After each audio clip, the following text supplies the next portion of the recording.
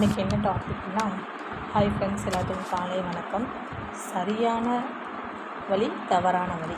இப்போ நம்ம வீட்டு பெரியவங்க என்ன சொல்லுவாங்க, சொன்ன பேச்சு கேட்டு நட, நான் சொல்கிற வழி நீ ஓனின்னா நீ பொழைச்சிக்குவ, பார்த்துக்க அப்படிங்குவேன். நம்ம என்னாங்குவோம், நீ என்னடி சொல்கிறது, நான் என்னடி கேட்குறது, நீ சொல்கிறது தான் சட்டமா அப்படின்னு நம்ம போவோம். உண்மையாக இல்லைங்களா? எத்தனை பேர் அப்படி இருக்கீங்க சொல்லுங்கள் பார்க்கலாம். நான் அப்படித்தான் நடந்தேன். அப்போ சரியான பாதையில் வந்து நம்ம செல்றதுக்கு யோசிப்போம். இதில் போகலாமா, இதில் போனால் அது நடக்குமா, நம்ம செய்ய முடியுமா அப்படின்னு யோசிப்போம். இதே தவறான பாதையில் சரியோ தப்போ எதுவுமே நம்ம பார்க்க மாட்டோம். நம்ம ஓடி போய் டபால்னு விழுந்துடுவோம்.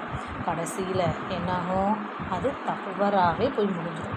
இப்போ நம்ம யோசிப்போம், நம்ம ஏன்டா அந்த பாதையில் வந்தோம், நம்ம இப்படி சிக்கி சின்ன பின்னமாகி கிடக்கிறோமே அப்படின்னு யோசிப்போம். அந்த மாதிரி தாங்க என் வாழ்க்கை கதையுமாச்சு.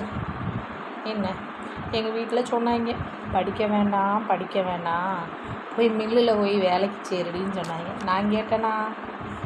நான் கேட்கல. நான் என்ன பண்ணேன், படிப்பேன் அப்படின்னு சொல்லிட்டு ஸ்கூலுக்கு தான் போவேன்னு ஆடினேன்.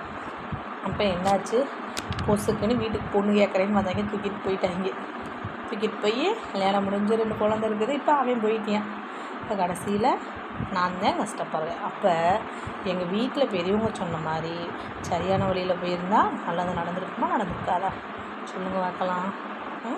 எங்கள் வீட்டில் இருக்கவங்க வச்சு கேட்காம போய் இப்போ கடைசியில் 13 வயசில் கல்யாணம் நடந்து 21 வயசில் எல்லாம் முடிஞ்சு நல்லா சேஃபாக உட்காந்து நம்ம தண்டைச்சோறுதிங்கிற மாதிரி இருக்குது. இப்போ உண்மையாக இல்லைங்களா சொல்லுங்கள் பார்க்கலாம். யார் இந்த மாதிரி அனுபவம் இருக்குது சொல்லுங்கள் பார்க்கலாம். லவ் மேரேஜ் என்ன அரேஞ்ச் மேரேஜ், லவ் மேரேஜெல்லாம் கெட்டதுன்னு சொல்ல முடியாது. லவ் மேரேஜும் எல்லாமே நல்லதுன்னு சொல்ல முடியாது. அதே மாதிரி அரேஞ்ச் மேரேஜில் எல்லோரும் சந்தோஷமாக இருக்காங்கன்னு சொல்ல முடியாது, கஷ்டப்படுறாங்கன்னு சொல்ல முடியாது. அது மாதிரி யாரெல்லாம் வந்து கஷ்டப்பட்டுருக்கீங்க கமெண்ட் பாக்ஸில் கமெண்ட் பண்ணுங்கள், ஓகேங்களா?